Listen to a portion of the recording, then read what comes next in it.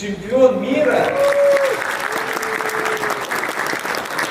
Победа. Dünya çempiyonu Akjol Mahmudov.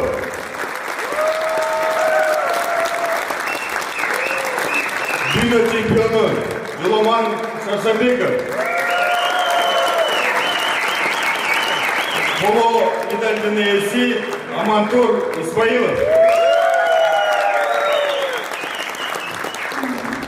Тренеріңізге көрсеттіңіз, анан жолдом.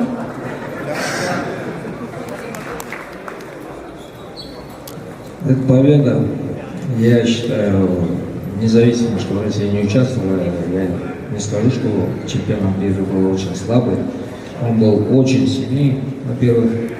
И даже если Россия участвовала, я не скажу, наши ребята все равно бы Акжол, и они бы стали бы чемпионами мира.